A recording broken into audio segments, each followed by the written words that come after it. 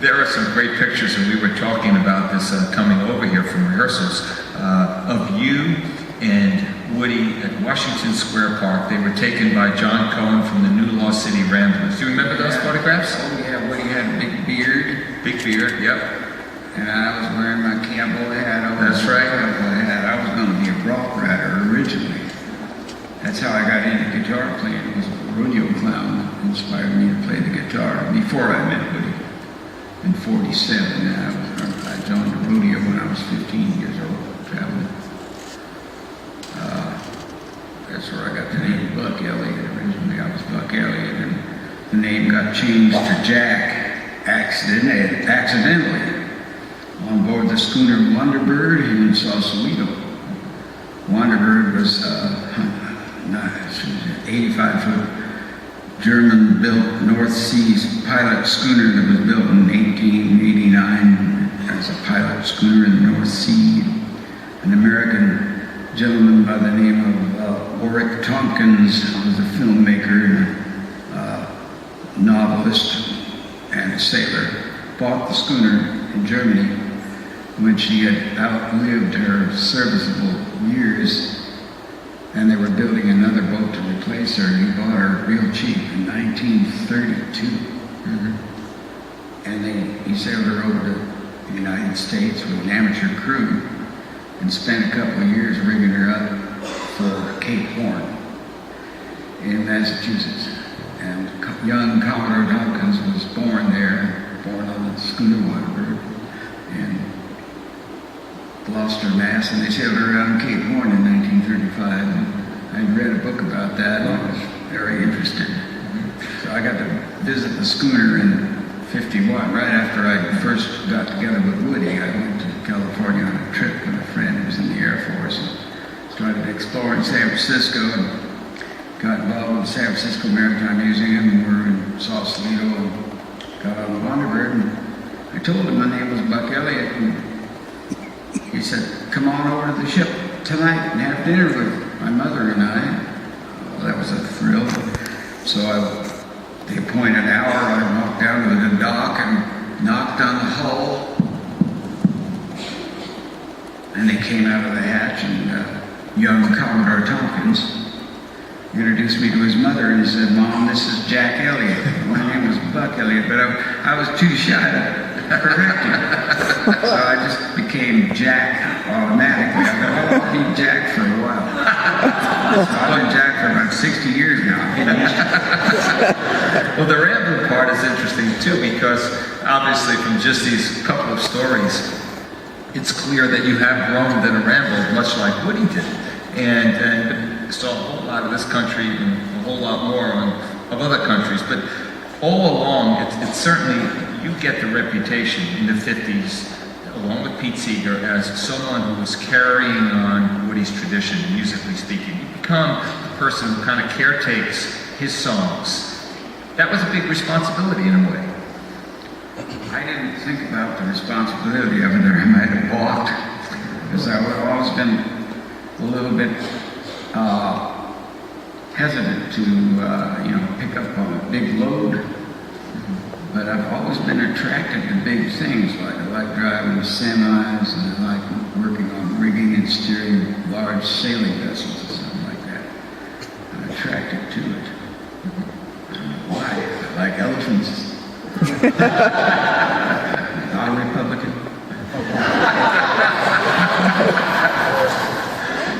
The music of Woody, what drew you to him? Was it the stories themselves? Woody was a marvelous, marvelous storyteller, and I've always been thrilled by storytellers. I think that's what got me into trucking so much. The drivers had such great stories to tell, and I ended up learning to drive a semi. I didn't set out to become a truck driver. I was hitchhiking all around, and trucks were a good way to get a free ride in long distance. And they wouldn't put you off in a bad spot. They'd always drop you at a place where you could be sure to get another ride. Anyway, they told wonderful stories, and so Woody had great stories to tell, and of course a lot of them he put to music with his songs. And his unique way of songs, like a lot of times, the most crucial part of the song, the words didn't even rhyme. They just sort of flowed like the way people really talk.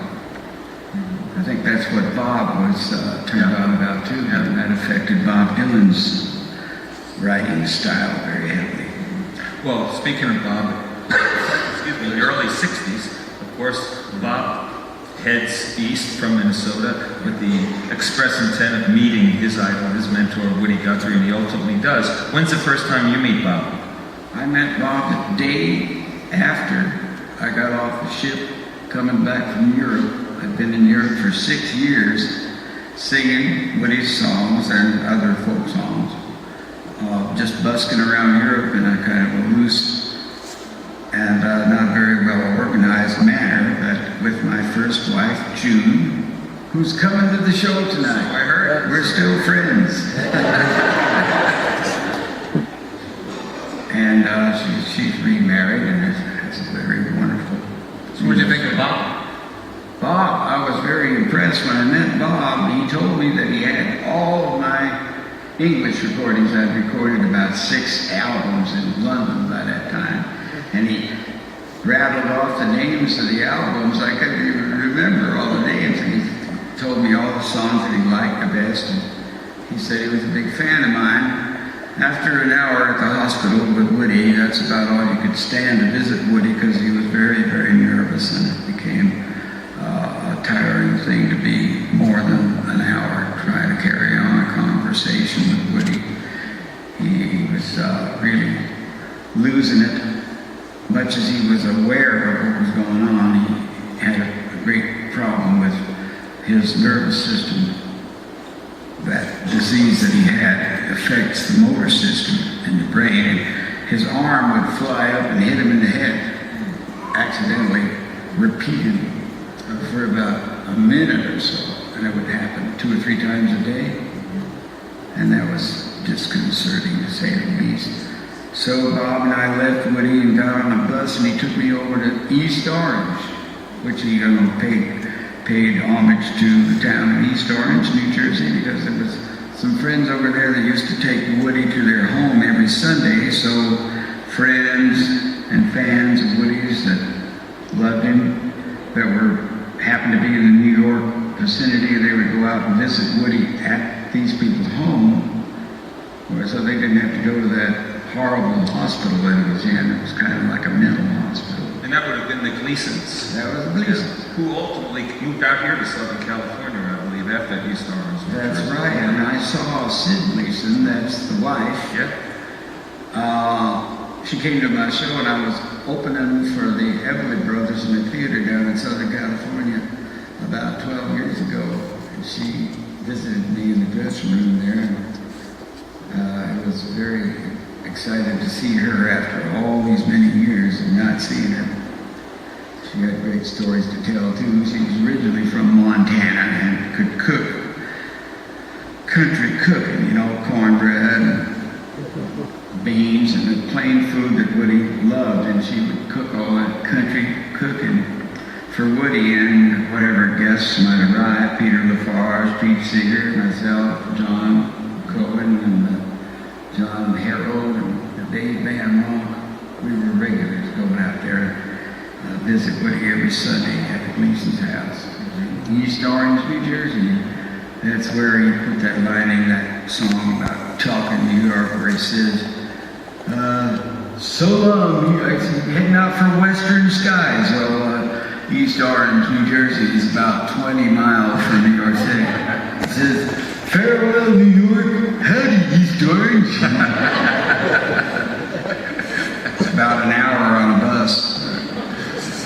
That whole scene that you're talking about, Dave Van Ronk, Tom Paxton, Peter Paul and Mary, Phil Oakes, and many others. It was a very exciting scene in the early 60s in Greenwich Village. Could you talk about that a little bit? I never saw Phil when he had his Elvis Presley suit. He had a nudie suit that he got all sparkly. I only knew Phil from hanging out in the Gaslight.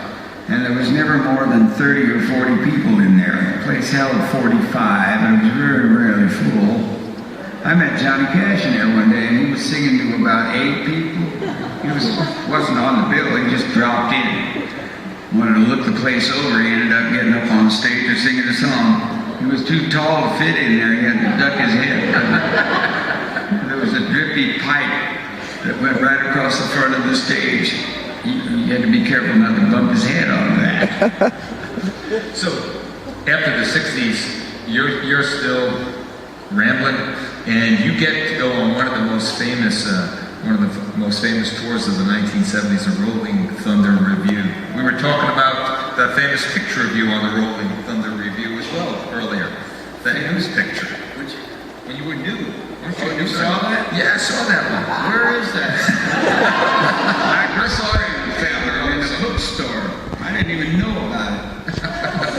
That was a pretty wild tour. That's pretty rare too, because I very rarely change my clothes. I don't do that. I had a good time on there. Good time. I think I had something on, but it was very hard to tell. Yes. I had my hat on. You did have your hat on. That was it. But those are great, and you're continuing to play today, and we're so honored to have you part of the show tonight. I mean, it was a last-minute addition. He changed the thing here. Thank you. I'm very excited. Thank you. I'm very excited about it. Yeah, it's going to be a great one. And I thought basically what we might do, just to kind of end this here, and this is a conference on Woody Guthrie, to end on some music. So I think Gaynell has your guitar in the back, or right over on the side here. Yeah. And maybe we can set this up. This is my manager, Gaynell Rogers.